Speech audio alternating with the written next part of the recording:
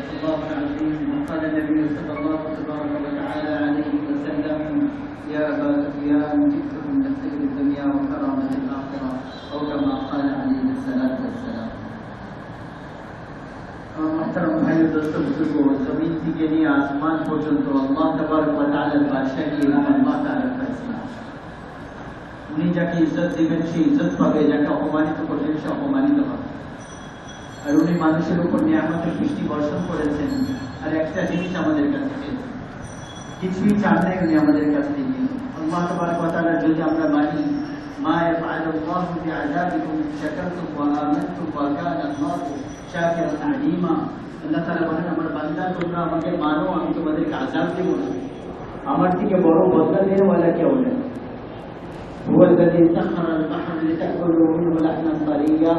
আল্লাহ তাবারক ওয়া তাআলা পুরো দুনিয়াকে মানুষের খিদমতের জন্য লাগিয়েছেন। সমুদ্রকে বলেছেন যে তোমরা মানুষের খিদমত করো, মাছ বের হবে তাতে গোশত খাবা, মতি বের করে এসে যে গহনাগাটি বানাবা, আর এর মধ্যে তোমাদের ব্যবসার জন্য তোমাদের জাহাজ আর সামান চলবে। তারপর আল্লাহ তাবারক ওয়া তাআলা জানোয়ার বানিয়েছেন খাওয়ার জন্য, যানবাহনের জন্য। والأنعام خلقها لكم فيها ومنافع ومنها تأكلون।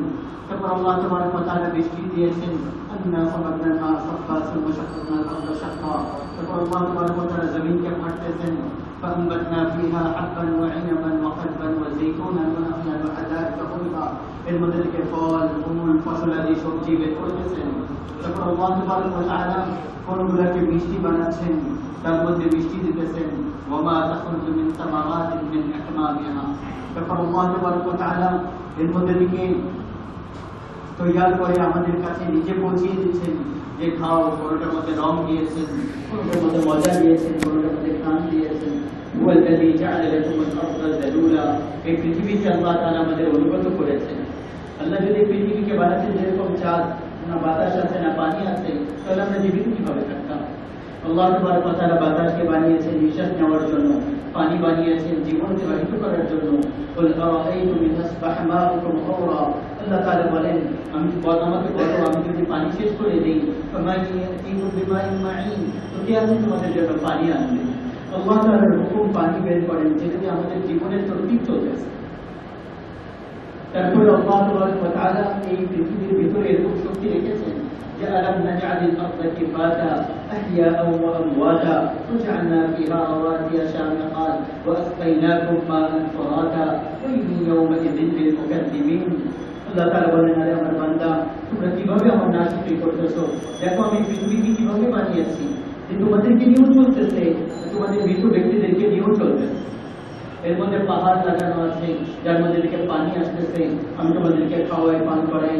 আল্লাহ তাবারক ওয়া তাআলা এই পৃথিবীর মধ্যে একটা শক্তি রাখছেন, যেটা নিজের দিকে জিনিসকে টানে, যার কারণে আমরা এই পৃথিবীর উপর টিকে আছি। এই পৃথিবী 1000 মাইল পার আওয়ার গতিতে এটা ঘুরতেছে। যেরকম একটা লাঠি ঘুরতে থাকে, এরকম এত দ্রুত, এর দিকেও কয়েকশো গুণ বেশি গতিতে এই পৃথিবী ঘুরতেছে। দুরন্ত জিনিসের উপর যদি কেউ বসে, তো সে কিভাবে উল্টে পড়ে যাবে?